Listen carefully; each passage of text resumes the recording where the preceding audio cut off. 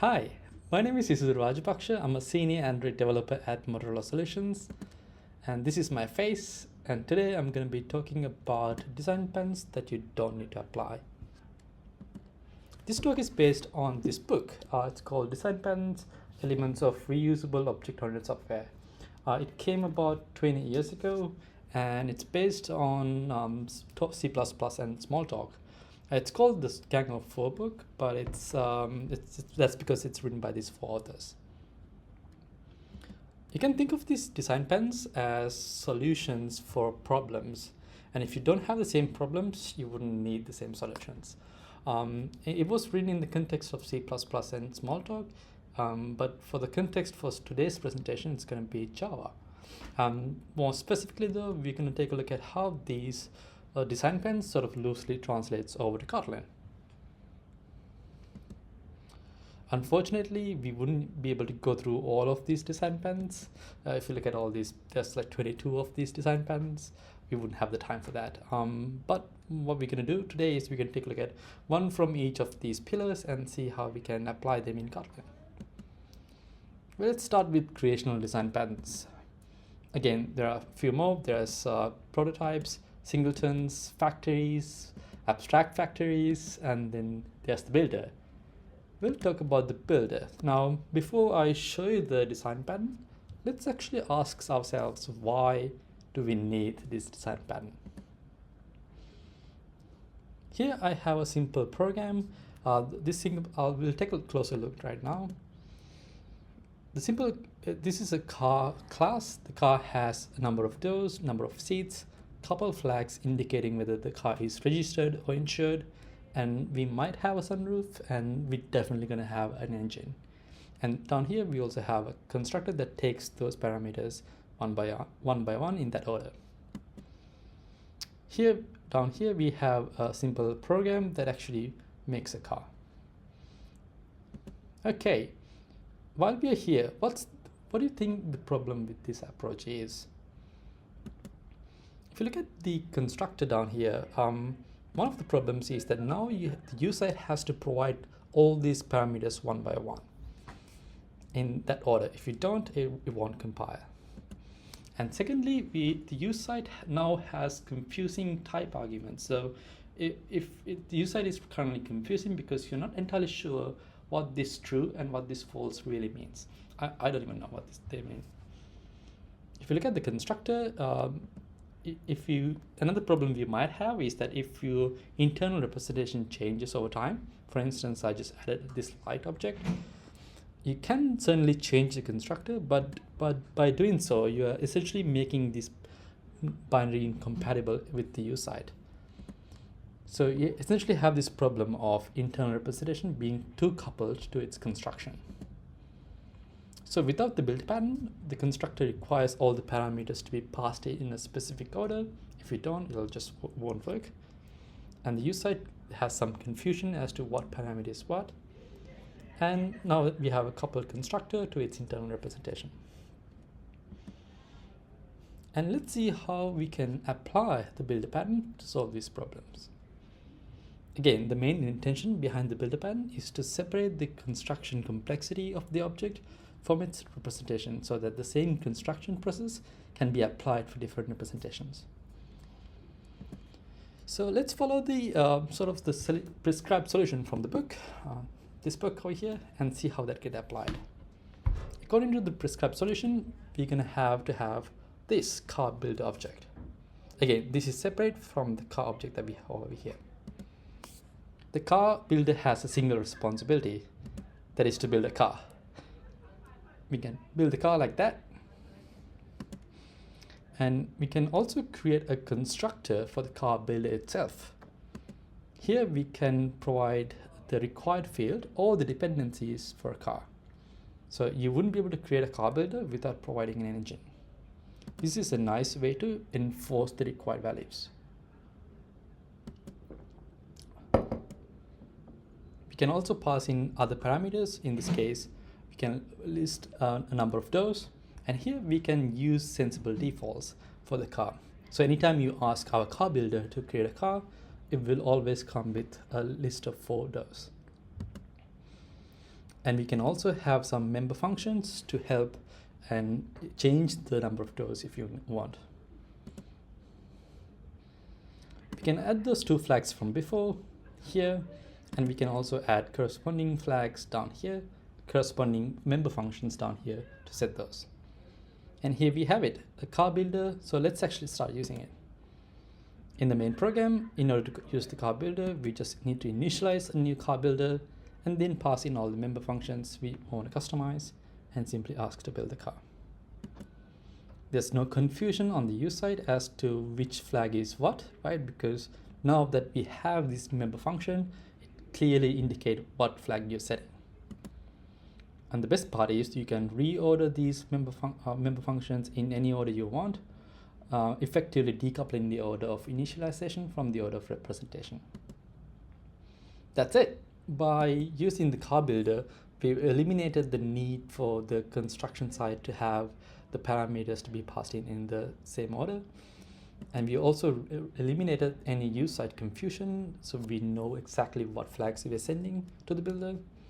And finally, we've decoupled our internal representation from its construction. But let's ask ourselves why we are doing all this. If we take a look at the solution that we just came up with, what's wrong with this piece of code? Now, it does introduce one layer of abstraction. What I mean by abstraction is that now we have to deal with this car builder that we didn't have before. Again, remember that this is on top of the car class that we already have. So we have two classes now. And secondly, now we have to duplicate all these fields. Again, these fields are the same as the ones we had in the car. We just have two of them now. Again, that violates the DRY principle, which is don't repeat yourself. And third, we have these builder methods that if we forget to call these methods, it won't set the corresponding field for us, right? So if you can imagine on the use side, if one of the users forgets to call these methods, it will just randomly crash when you try to build this. So we've sort of lost the compile we've lost the compile time safety checks that we had once with the constructor. So what can we do?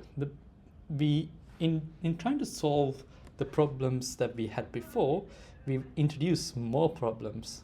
Namely, we added some extra type abstraction, we duplicated a lot of our code, and we lost all the compile time safety checks that we had just by using a constructor.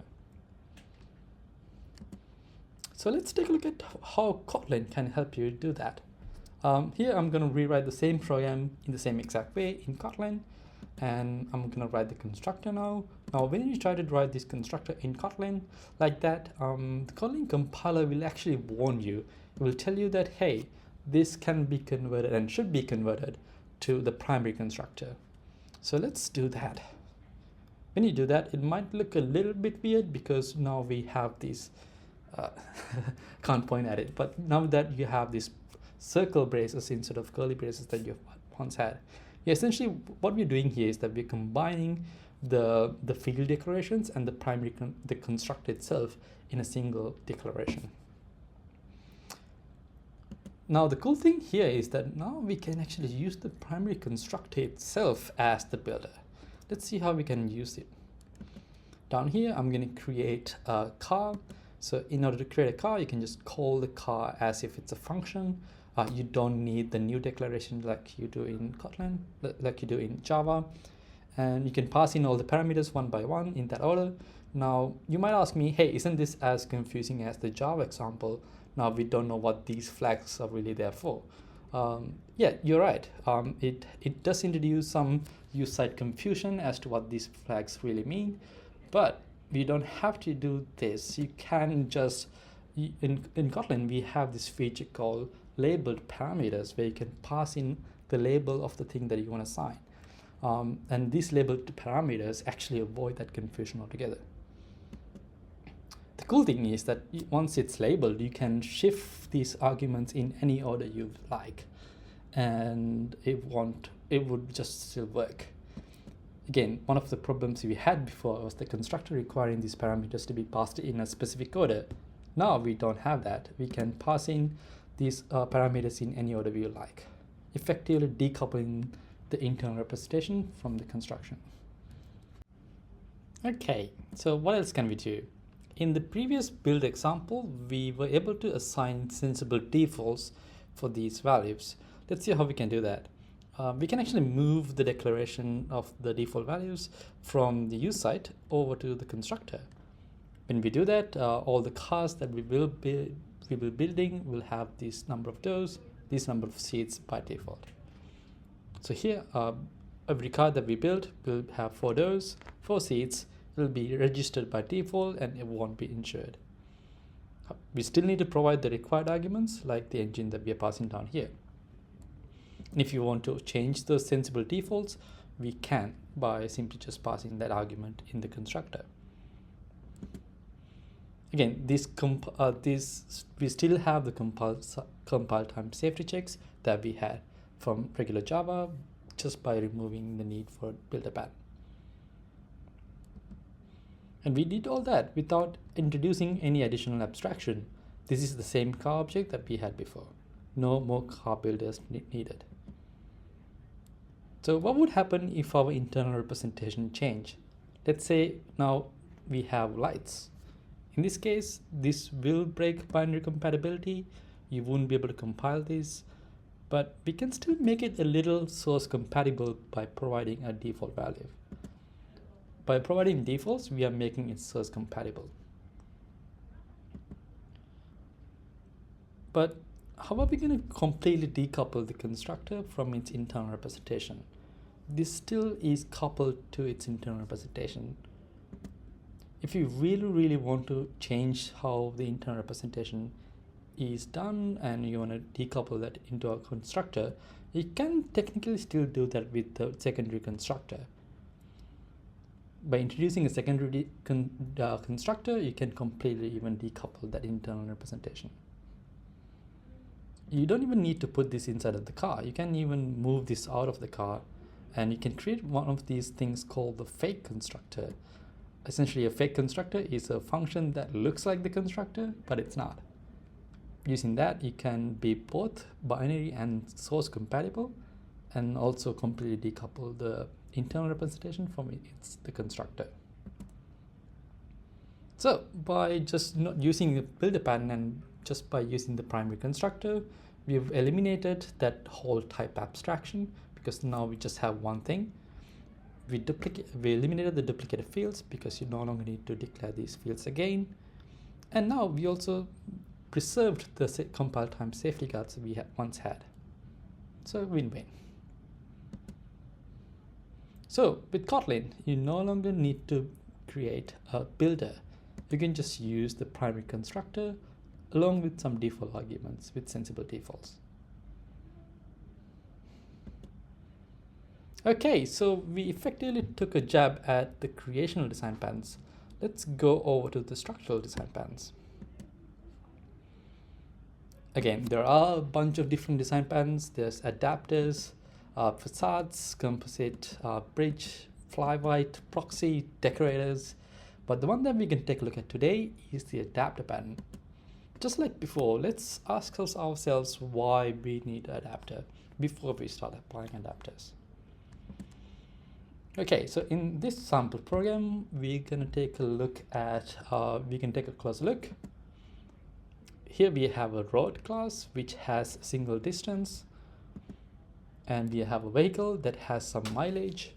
And when you create a car, or in this case a vehicle, it will add to the mileage, and you can ask the vehicle to travel on a given road, which would add the road's distance to its mileage. And down here we have a simple program where we create a road and a vehicle, and then we ask the vehicle to travel over the road. Now, what would happen if we have this other interface called the canal? And if we can't change the interface or any implementation of the vehicle, how are we going to ask the car to travel over the canal? So here I have a canal object, But when I try to ask my car to travel over the canal, it wouldn't work. That's because these two interfaces are not compatible with each other. And that's the main problem the adapter pattern is trying to solve. Without the adapter pattern, we are unable to convert one interface to another. Okay, so let's follow and see what the prescribed solution from the Kanga 4 looks like. According to the book of Kanga 4, what we need is an adapter. So in this case, we will create a ferry class. This would effectively work as our adapter. The ferry would hold a reference to the vehicle that we want to take over. And when you create the ferry, you'll have to provide that vehicle. And then on the ferry, this is where we can bridge between the two interfaces. When you ask the ferry to travel, it will take in a canal and implement the logic that you want to adapt these two things. In the sample program, what we're going to do is we're going to create a road, we're going to create a canal, and then we're going to create our vehicle and then ask our vehicle to travel over the road. And then we're going to create our ferry object. This is the adapter that we just created above, passing the vehicle we want to adapt. And now we can finally ask the ferry to travel over the canal, effectively asking the vehicle to travel over the canal. This way, it allows these two objects that are incompatible to collaborate. And that's it. With the adapter pattern, we've solved the problem, and we now are able to convert these two interfaces into an expected interface from the client. Okay, so I guess this is a good place to ask ourselves why we are doing all this. Again, let's take a quick look at what we just wrote. What's the problem with this approach? Well, one problem I can think of is that we now have this ferry object to deal with. Again, I call this abstraction, meaning that this is one more thing for us to maintain. On top of that, I think the bigger problem with this approach is the fact that now we've sort of introduced some indirection. Previously, when we wanted the car or vehicle to travel over the road, we could just directly call it, right? But now with this new approach, we've introduced some indirection. So instead of asking my vehicle to travel over the canal, you have to put this inside of a ferry and then ask the ferry to travel over the canal, which is a little bit of indirection if you ask me. So by solving one problem, we sort of introduced two more problems for us to solve. So I guess what do we do about this? Let's see if we can fix this in Kotlin. In Kotlin, I'm going to rewrite the whole thing in Kotlin. This is how that would look like. Now, instead of sort of creating a new class, what I'm going to do is I'm going to write what we call an extension function. In Kotlin lets you write extension functions, effectively extending any type you want. It's kind of like inheritance, but you're not sort of part of that inheritance hierarchy. In extension functions, we have a receiver. Receiver is the thing that will receive the call for that function. In this case, my extension function will now take a canal, and when you call this function, it'll do that logic just like the ferry did. Extension functions effectively acts as your adapter. And when you want to actually use it, when you create your class, you can just create the road, you can create the canal, and you can also create the object, and then you can ask it directly to travel over the canal, unlike the adapter. So these two travel functions looks the same, but they're actually two different things. One is pointing to the adapter, and the other is pointing to the existing interface. Again, we haven't introduced any indirection. This is pretty direct, just like how it was before. So we've solved the problem of indirection. Yeah, so instead of using the adapter and just using extension functions, we've eliminated the need for additional types because it's just an extension function. And we also maintained direction, or we got rid of indirection altogether. So in Kotlin, when we're writing adapters, you don't have to. We can just write extension functions instead. All right, that way we took a jab at one of the structural design patterns. Now head over to behavioral design patterns. Okay, so again, there's too many behavioral design patterns for me to cover. There's chain of responsibility and visitor, which I will talk a little bit later. But the one that we're going to take a look at today is the state pattern. Okay, so state. What's the problem that we're trying to solve? Now, to explain this, I took a nice example back from the chemistry lab where we have these states of matter. Essentially, we have liquid, solids, and gas, and they can sort of transition from one to the other. And these transitions has specific terms, like for instance, liquids can be frozen into solid, and the solids can sublime back to gas, which can condense back to liquid, for instance. So we're going to use these terms to create our state machine like this. Now we're going to start look at the sample program. In this sample program, we have a enum value to represent what state a thing could be in. It could be solid, liquid, or gas. And then we have a matter interface which describes all the things that we could do to a matter. Implementing the matter interface is a concrete class like water, which can have its own state, and you can ask it to we can actually see how it's actually implemented right here. So for instance, if you ask water to heat up, depending on what state it is in, it might do something different. For instance, if it's in a gaseous state, when you heat up gas, it doesn't do anything. And then let's say if you're in the liquid state, and if you in the liquid state, it will evaporate. And if it's in the solid or ice state, it might melt. The cooldown function looks the same, something similar, where if it's in the solid state like ice, you can't cool it down further. But if you're in a liquid state, it might freeze down, or if you're in the gaseous state, it might condense. On top of all that, we also have specific state transition functions like evaporate. For these, what we need to do is to first check what state your object is in. So for instance, if your object is in a liquid state, you can't evaporate. So if it's not in the liquid state, we will throw an exception here. But if it is in the liquid state, we will just quickly change the state back to gas. And in the in the sample program, what we're going to do is we're going to create a puddle of water. It'll start off as liquid because that's the default value. And then we're going to ask the water to cool down, which will convert into a solid. And then we'll melt it, which will turn it back to liquid.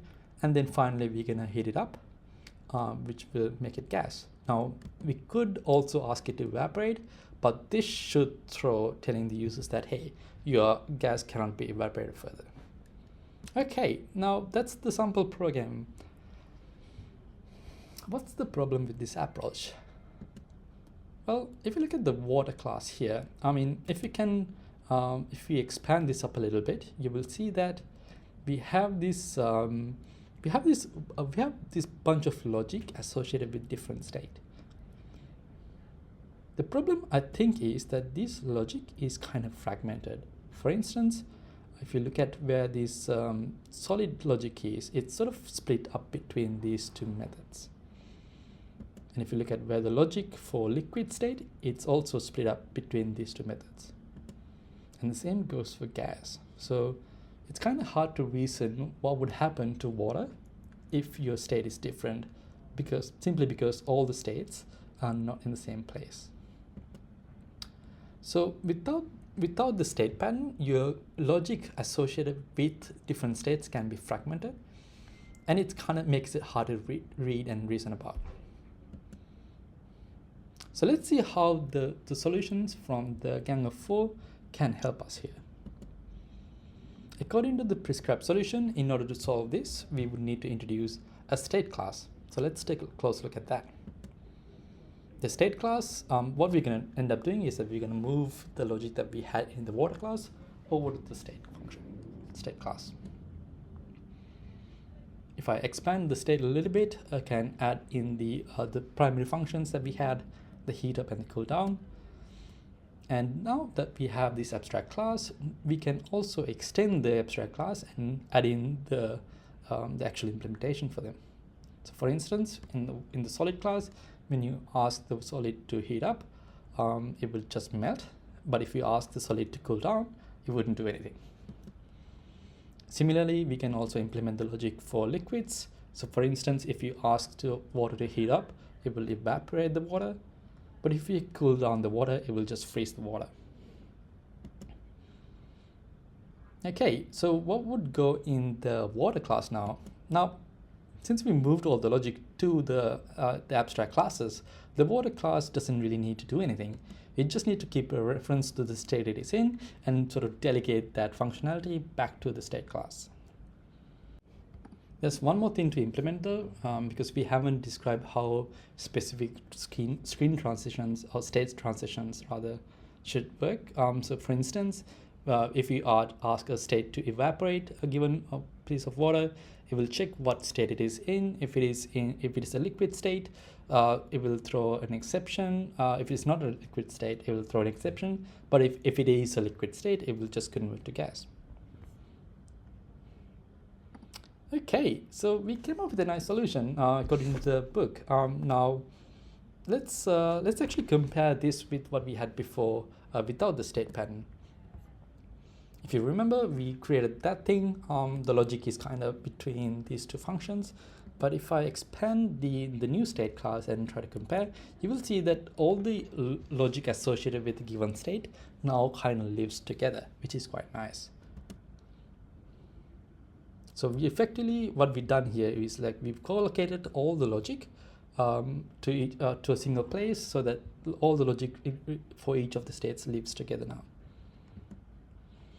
This is fragmented logic and this is co-located logic. Again, this is very desirable if you have lots of logic that changes depending on what state you have.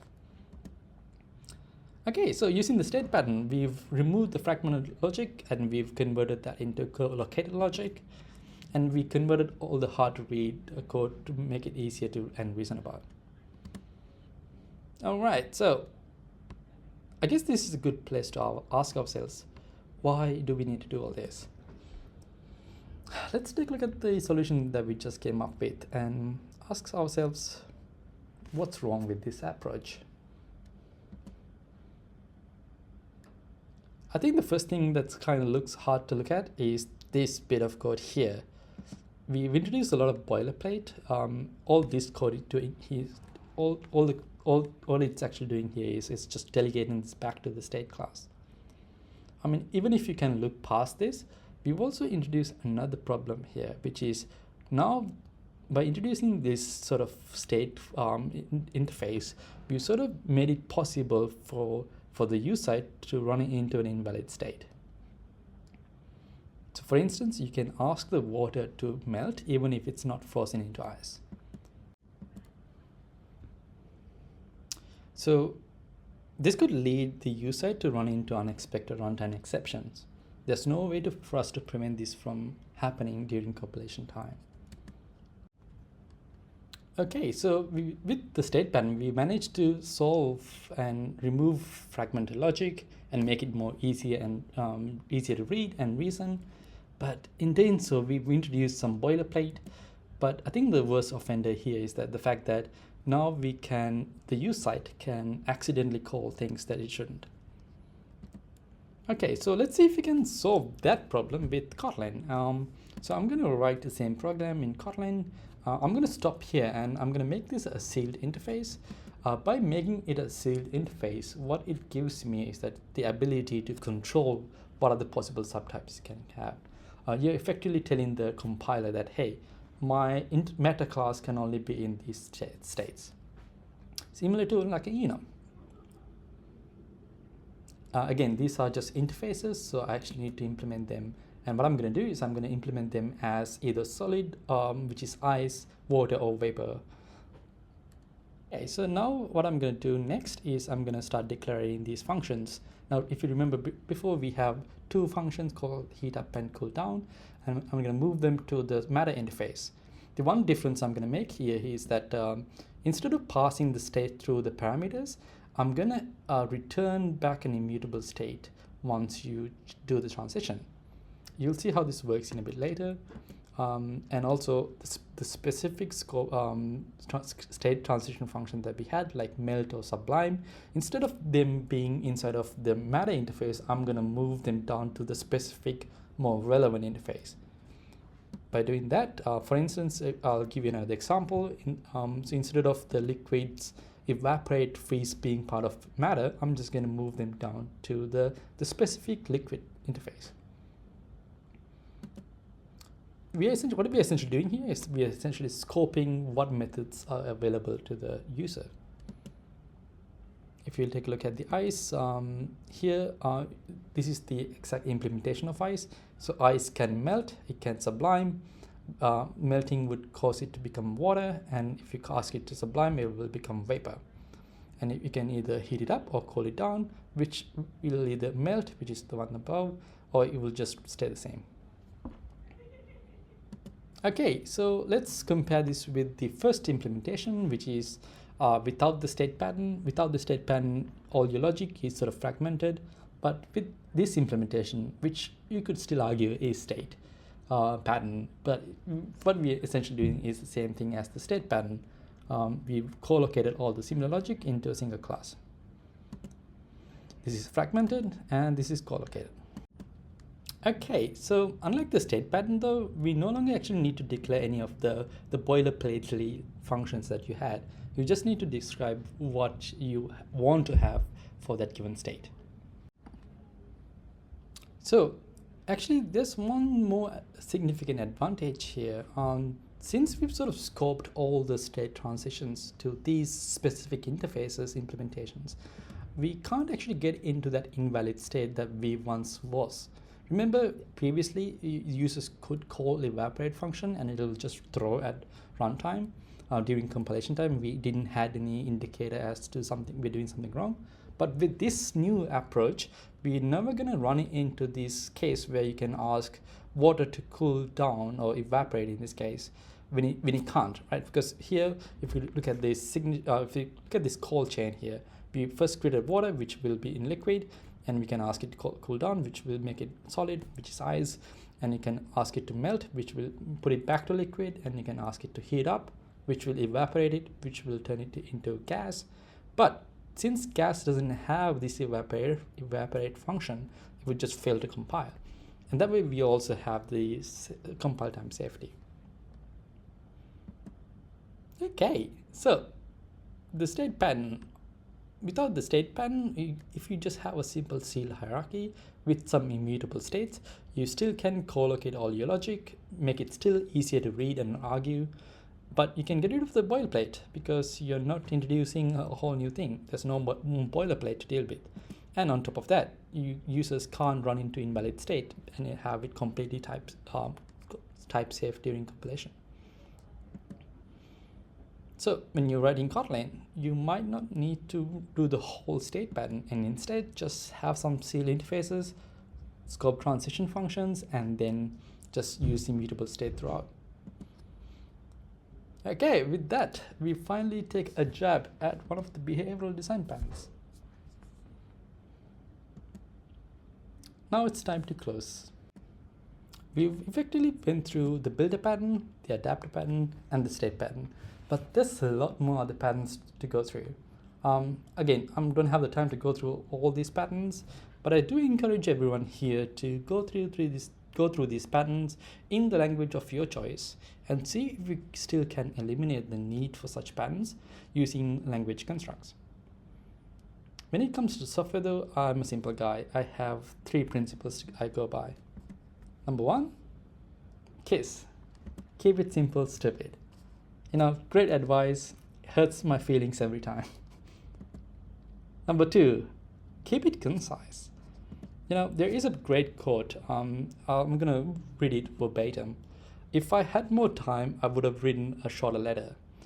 Now, it's not always about introducing abstractions or complexity to solve problems. Coming up with more complexity or abstractions is kind of easy thing to do, but it takes time. And more importantly though, it adds complexity and slows you down over time. It takes more time to sort of shed away that complexity and abstraction and write more concise code. And advice number 3, let the tooling do the work. Design patterns are great, but it's ultimately up to the developer to implement that, taking your precious time away. If you can get the tooling to do the abstraction, do the pattern, whatever the pattern it is, if you can get the tooling to do that, let the tooling do the work. I did a talk about visitor pattern a while ago, and I think this is one of the good examples from the behavioral design patterns that illustrates why we can get rid of this pattern altogether with Kotlin. I encourage everyone here to watch that too. And there's this great YouTube channel from Dave Leeds called Type Alias. He's currently doing a whole series on these design patterns. You should check that out too. And that's it. You learned about the design patterns you normally apply. Thanks everybody.